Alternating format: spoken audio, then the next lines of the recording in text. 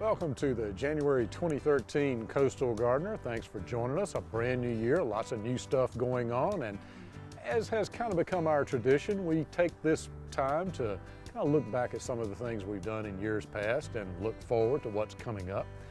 And 2012 was a big year here at the New Hanover County Arboretum and Display Garden.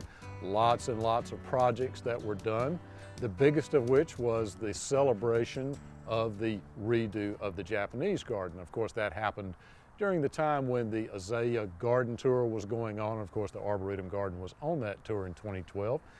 A really great celebration. We certainly appreciate all of the support there in making that renovation of the Japanese garden possible.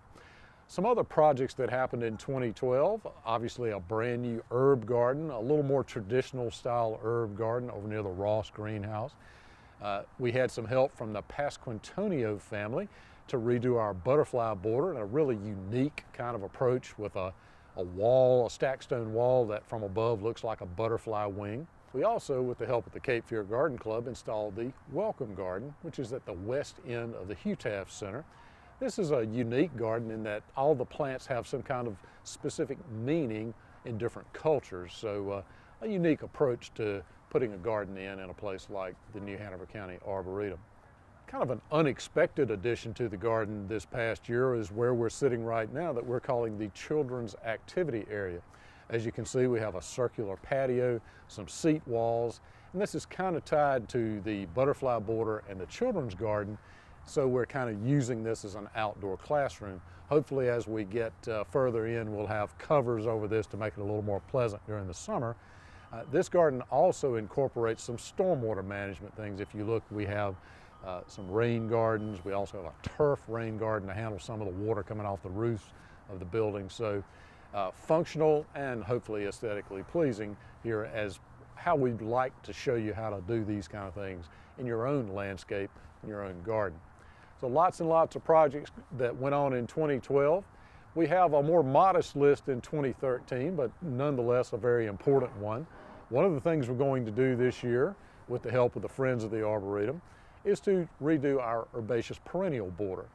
Now, this is going to be a fairly unique approach where we're going to kind of take some of Monet's color schemes, add some basic bones to this so it doesn't look quite so dead and boring in the wintertime, some boulders, maybe some other interesting features, and kind of get that garden back into scale. So that's one of our big projects, is the herbaceous perennial border coming up this year. Another one that you might, if you really enjoy coming out with the kids and enjoying a picnic lunch when the weather's good, our picnic area is changing. In the past, we've kind of just had picnic tables out in the wooded area near the wedding lawn. We're going to have a permanent picnic area over near the Ross greenhouse. We've got some ryegrass planted in there now. There will be some permanent turf eventually next summer. But this is going to become garden space, permanent picnic tables, and we'll continue to improve that and make that a real nice space for the families to come and have the birthday parties and other little small events for groups there in our more permanent picnic area. So those are our two big areas this year, the picnic area and the herbaceous perennial border. So lots of improvements from last year, some more coming up this year. And if you're a regular visitor to the New Hanover County Arboretum, keep coming back. We'll keep making some improvements. If you've never been here, come out and join us. You can't beat the admission charge. It's free.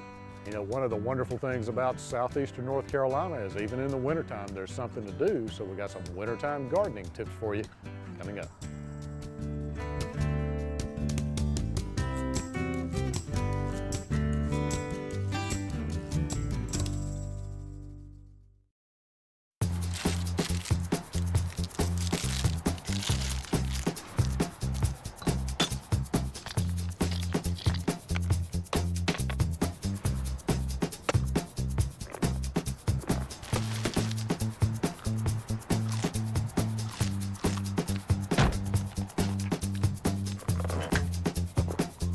What we do to the planet, we do to ourselves.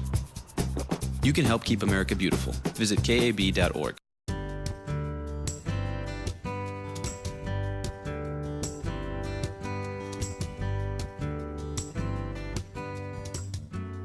There is always something to do in the garden. It's kind of like housework, and there are some things even in the cool time of year that you need to be doing. One of the things we always talk about this time of year are controlling scales and some of the other arthropods and insects like spider mites, whiteflies, mealybugs. Some of these critters are really tough to control. They don't really respond very well to a lot of the traditional insecticides. So one thing we do this time of year is we use horticultural oils. Now, you may have heard them called dormant oils, summer oils, all kinds of different names. But basically these are oils that are highly refined and are designed to be mixed with water and sprayed, and they interfere with the respiration of the arthropod or the insect. Works very well on things like this camellia scale that's on this Nellie R. Stevens holly. You also see some spider mite damage, although we don't have a lot of spider mites active right at this moment in time as we're filming this, but they're out there, and you get a warm spell in the wintertime, you're going to see those numbers come up. So white peach scale, gloomy scale on maples, all of these plants that are very susceptible to these armored scales, the horticultural oils are the best controls, and this is the time of year to do it. Now, one of the things you may have seen from some of the old literature is that you don't want to use oils when it's below 40 degrees Fahrenheit. That's really not all that true anymore with the newer products, but it's more pleasant if it's warmer to do it, so you may not want to be out when it's that cold, but it's not really going to create any problems for you to use the oils when the temperatures are fairly cool, even below 40 degrees Fahrenheit. Another thing you might want to keep in mind to do this time of year, and some people have some real strong opinions about it, but you look at this lantana here in the Arboretum garden, the frost has finally fried it, it looks kind of bad, and you'll hear people say, oh, don't cut that back because it won't come back, you'll kill it. And that's really not true from my experience. If a lantana or some of these herbaceous perennials are plenty cold hardy and adapted here, they'll come back even if you cut them back this time of year. So in my world, if they start looking bad, I want to go ahead and remove them. Now, we'll talk next month about ornamental grasses. It's a little early for those, so you might want to leave that foliage in place unless it just looks so bad you can't stand it. And somewhat like the ornamental grasses, most of our major pruning we need to leave until at least next month in February. It's no big rush on doing the crepe myrtles, even though you see everybody doing that. The evergreens, all of that's usually done mid to late February on into March. So no need to get in a big hurry there. And we will have pruning workshops if you're not quite sure how to deal with that. We'll have several of those available for you here at the Arboretum and some locations around town. So keep an eye out for those. Another wonderful thing about living here in southeastern North Carolina with our relatively mild winters is that you can plant just about any time, even this time of year. And if you're looking for a new addition to the garden, look no further than an old favorite, the Sasanqua or hybrid camellias. And the Southern Living Collection has a whole new group called the October Magic series. We have a couple of them. Inspiration here, you see with the nice white blooms with the pink edging. We also have Orchid. So typical of the Sasanquas, you're going to need bright light, not a lot of direct sun, decent soils, high organic matter, the things we always talk about. But here's a kind of a new spin on an old Southern favorite. After the break, Chantel Welker has a healthy twist on an old Southern favorite.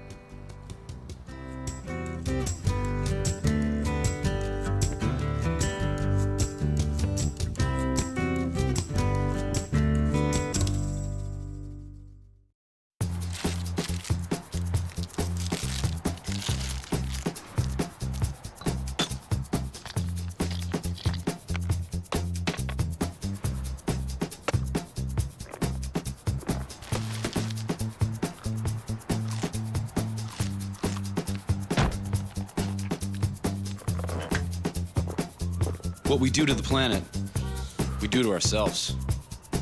You can help keep America beautiful. Visit KAB.org.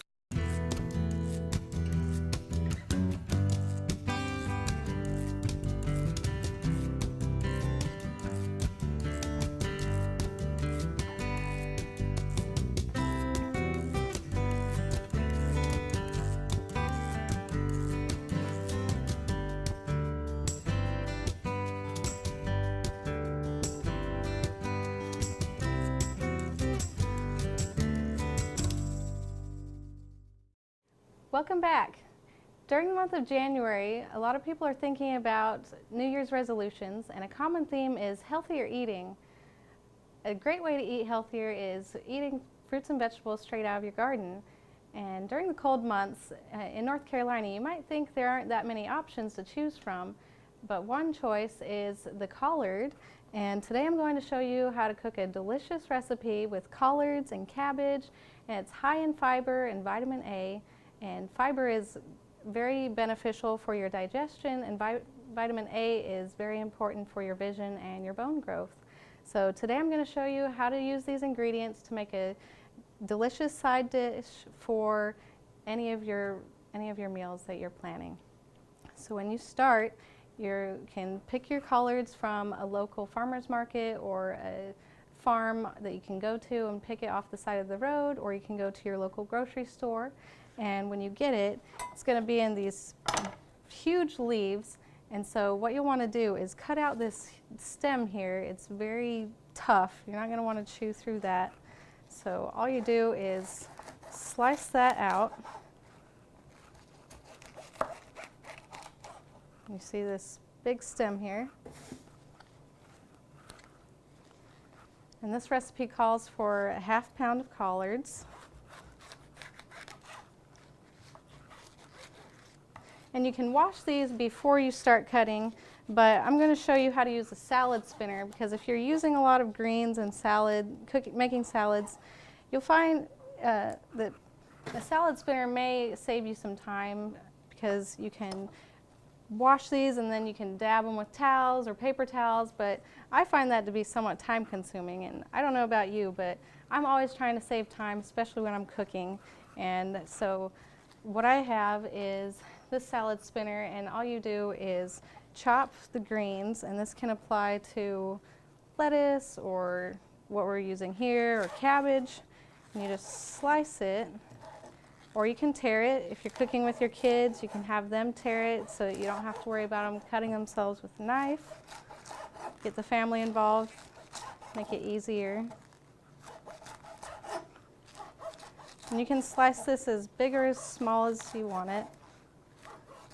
I like to have a little bit bigger pieces when I'm chewing it, otherwise I feel like I'm not really eating anything.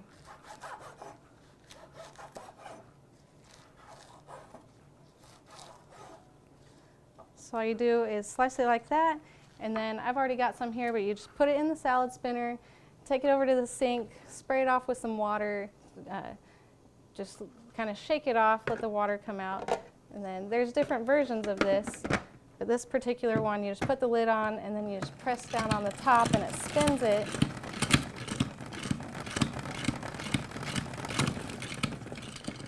And just shakes all that water off for you. Once you've got that, just helps get the dirt off of there. And if you're making a salad, it's important so your salad's not soggy. And here I've got 3 quarts of water just boiling, and I'm going to add these and boil it about 3 minutes. You don't want to boil it too long, because then it'll just get really soggy.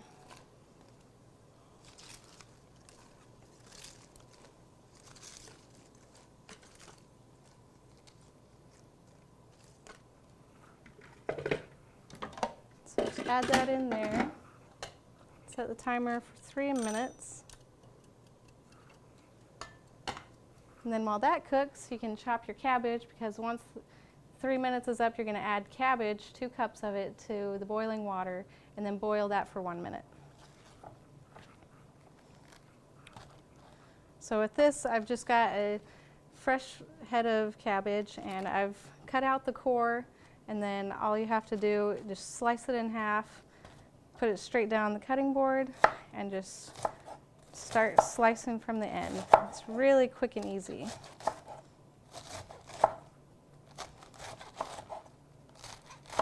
And again, if you want smaller pieces, you could slice it halfway through that way before you start cutting it.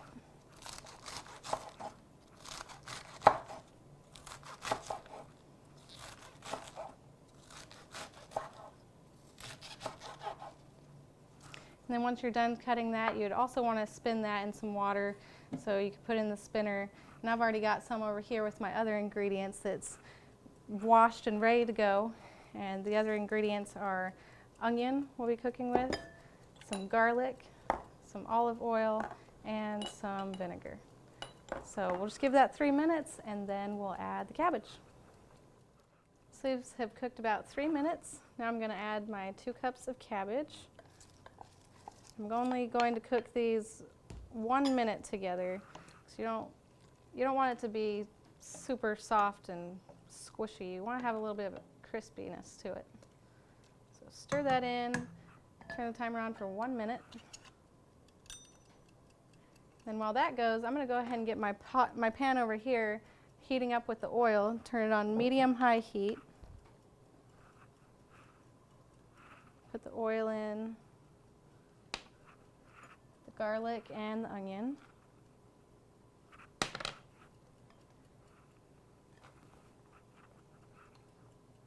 And these will saute for about 3 minutes until they just barely start to turn a little brown.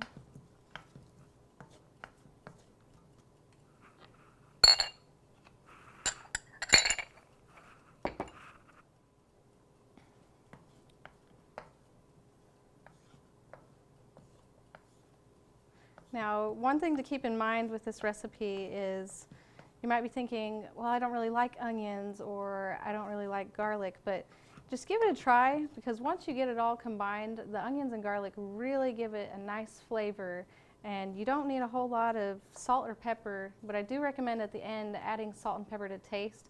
But first, try it with this garlic and onion, because it really does give it a nice flavor without adding any of the salt.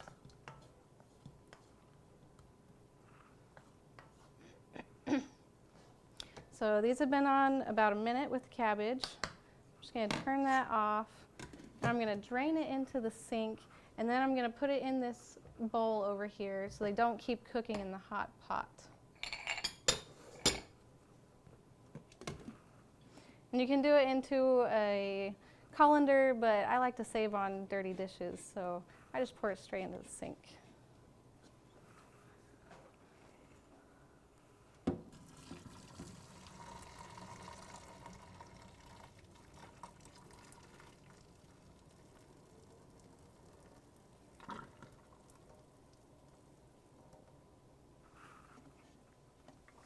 Now you do want to be careful when you're pouring all that water out that you don't burn yourself with the steam, because that is very easy to happen. So I'm just going to give this a stir, set the timer for about 2 minutes, because it's already been in there a minute. And that'll give me some time to get these collards out of here.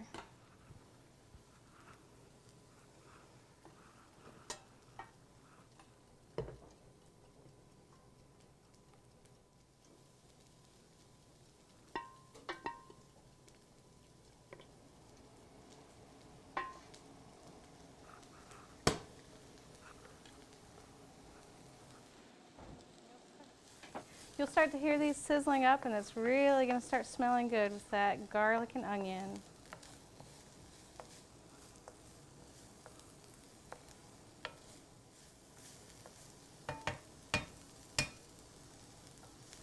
And again, like the collards and the cabbage, you don't want to overcook these, because then they'll just get really soggy, and you want it to have a little bit of crispiness to it. As soon as these are done, another 20 seconds, then we'll add the collards and the cabbage and add a little bit of vinegar, and then they'll cook for another 3 minutes, and then they'll be done.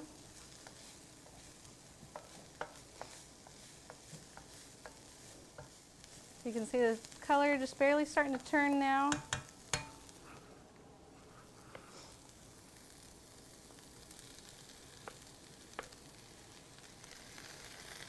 These greens really look pretty in here, especially with the white.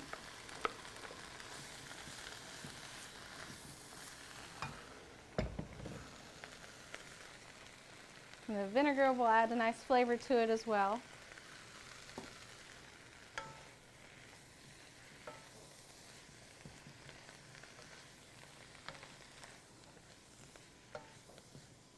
I'm going to set the timer again for 3 minutes.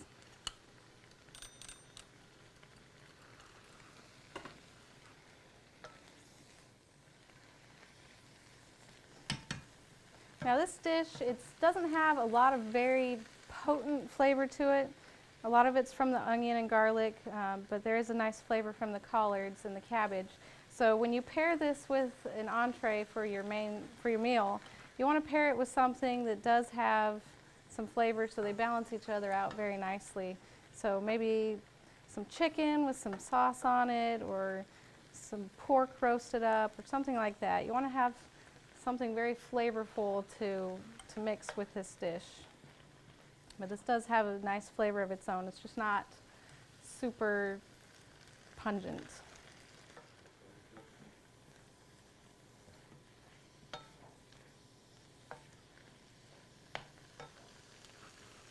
Well, I've got the finished product here. It's a delicious greens with collards. It's high in fiber and vitamin A. It'll help you with your digestion and your vision. It can help you with your bone growth as well. So I highly recommend this dish for a side with your dinner. And if you're interested in more detailed cooking lessons,